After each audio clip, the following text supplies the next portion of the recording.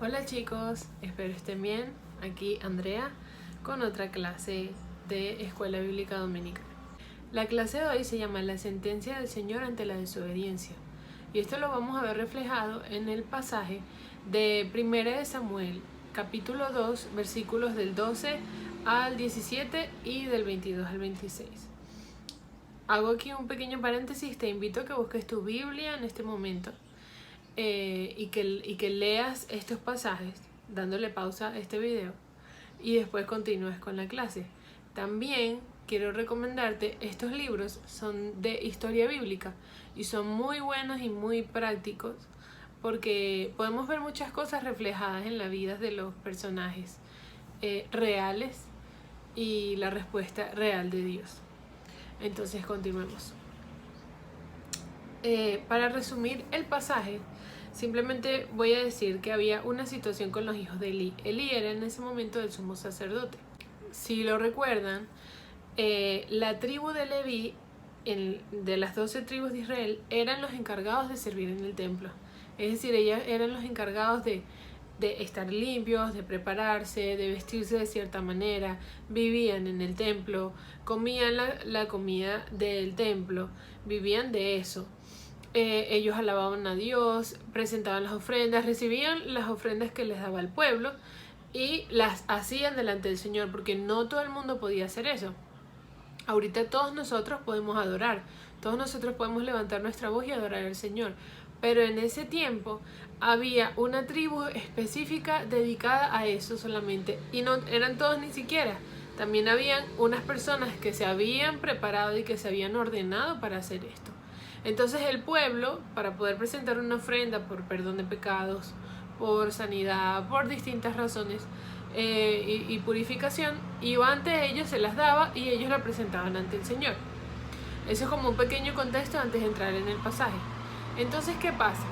Elí era el sumo sacerdote.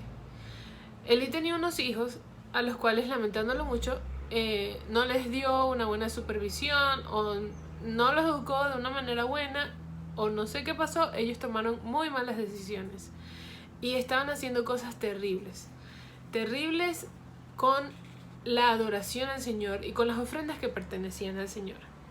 Si un hermano iba y les llevaba un cabrito o una carne para hacer una ofrenda ante el Señor, ellos agarraban de eso para comer ellos. Es decir, ellos le quitaban al Señor. Ahora, hago una pausa. En la palabra está escrita que ellos, la tribu de Leví, vivía de las ofrendas. Es decir, había una parte que ellos comían. Pero ellos no estaban agarrando una parte, ellos estaban dejándole una parte al Señor. Ellos estaban agarrando lo mejor y lo que ellos quisieran. Y hasta trataban mal a las personas. Si la persona decía, no, yo quiero quemar la grosura primero, o sea, yo quiero ver que lo hagas, yo quiero estar presente mientras lo estás haciendo, le decían, prácticamente le decían así en coloquial, yo voy a hacer, chico, yo voy a hacer lo que a mí me dé la gana, y si tú te opones te lo voy a quitar a la fuerza.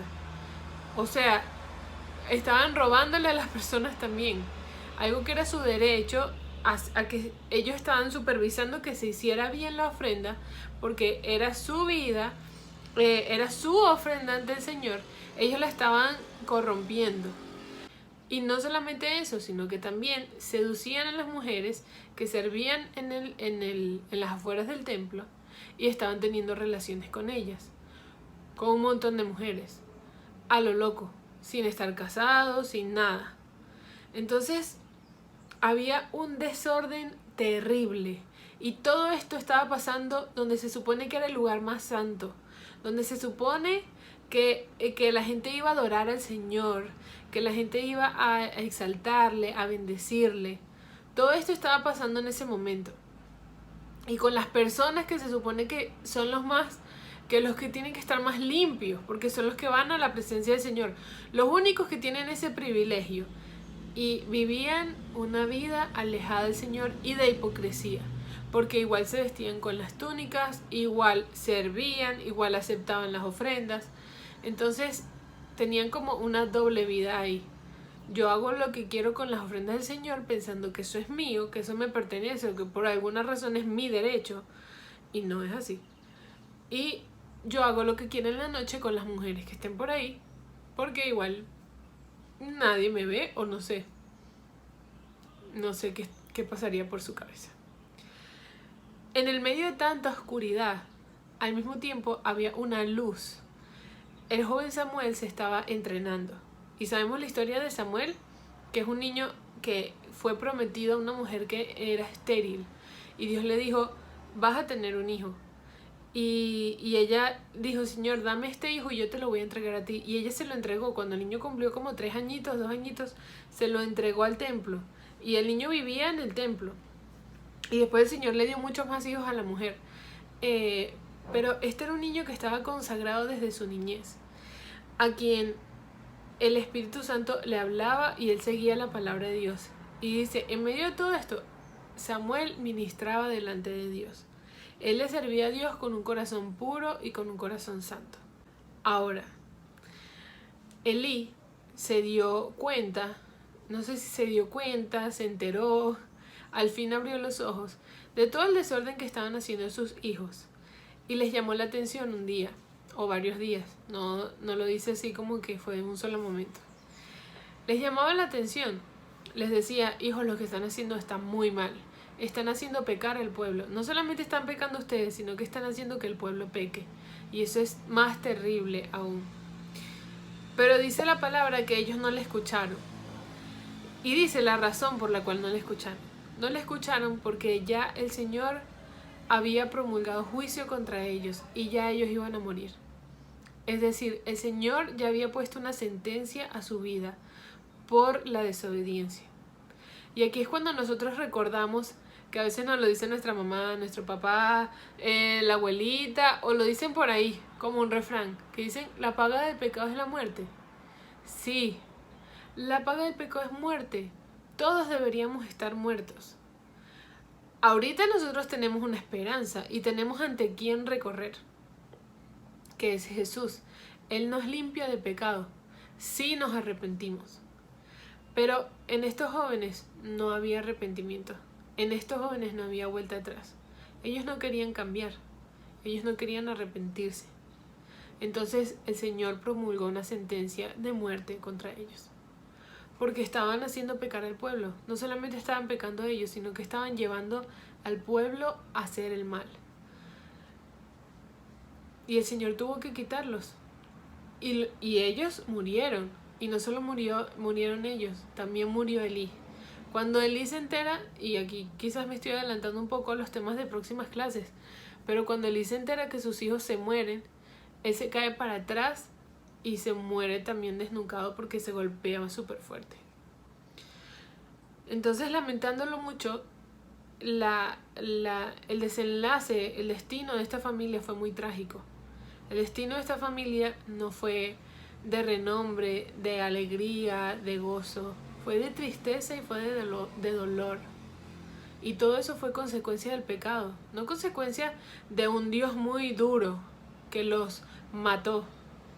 Ellos se mataron a ellos mismos, ellos renunciaron a su vida al decirle sí al pecado y decirle no al Señor, conociendo toda la ley y conociendo todo lo que ellos tenían que hacer. Se burlaron del Señor en su cara. Y esto es lo que nosotros tenemos que agarrar escarmiento y tenemos que tener temor del Señor. Tenemos que examinar nuestra vida y no burlarnos de Dios, no ver el pecado y no ver las oportunidades para pecar, hacerlo a escondidas o hacerlo de frente como no me va a pasar nada. Y no todas las consecuencias malas que hay en nuestra vida necesariamente sean por pecado. El Señor permite muchas cosas en nuestra vida y hay gente muy mala que le va muy muy bien. Los salmos hablan muchísimo de eso y lo vemos con nuestros propios ojos en nuestra experiencia de vida. Pero al final sí va a haber una recompensa. Y este joven Samuel es nuestro ejemplo para, en medio de un montón de jóvenes desviados, este niño joven tenía su corazón puesto en el Señor y decidió no corromperse y decidió estudiar la palabra y estar en la presencia de Dios y adorarle y traer de nuevo lo justo al pueblo, traer de nuevo lo justo a Israel. Y esa es nuestra tarea. En medio de tantas cosas que oímos estas semanas, en medio de tanto dolor, de tanto odio que hay por las redes sociales en todas partes, en medio de tanta oscuridad que se está levantando, nosotros tenemos la obligación de ser luz. Y digo la obligación porque hemos decidido este camino con el Señor. Si no lo hemos decidido, no estás obligado a nada. Pero los que hemos decidido estar con el Señor tenemos la obligación de ser luz y de llevar la verdad. Y de buscar con fervor una vida de santidad. Y con diligencia huir del pecado. A eso estamos llamados, para ser verdadera luz y verdadera sal. Reflexionemos, veamos nuestra vida. Examinemos cuáles son los lugares en los que hay oscuridad y permitamos que el Espíritu Santo entre. Digámosle al Señor, entra a esta área de mi corazón que no te he dejado y límpiame. Ilumina las áreas que están oscuras en mi vida y trae tu verdad y ayúdame a caminar en pureza y en santidad. Y no lo hagamos solamente por temor a un castigo. Hagámoslo porque Él es bueno, porque nuestro Dios es bueno y es digno de ser alabado. Y es digno de que vivamos una vida santa y piadosa delante de Él. Y también para ser ejemplo a todas las personas que nos vean. Padre, gracias por cada uno de los jóvenes que está viendo este video. Yo te pido por sus vidas y te pido por mi vida. Que tú nos lleves a caminar una vida de obediencia. Que nos lleves a caminar una vida de santidad. Porque anhelamos agradarte. No queremos burlarnos de ti, Jesús. No queremos burlarnos de ti, Padre bueno. Espíritu Santo, ayúdanos a ser fuertes en medio de tanta oscuridad, en medio de tanta corrupción que hay en esta nación, en este país, que hay en nuestras comunidades. Y que nosotros seamos una luz que se levante con la verdad y con la palabra de Dios. Amar a nuestro prójimo y a vivir santos. A vivir de una manera piadosa delante de ti para agradarte. Esfuérzanos para lograrlo. En el nombre de Jesús. Amén.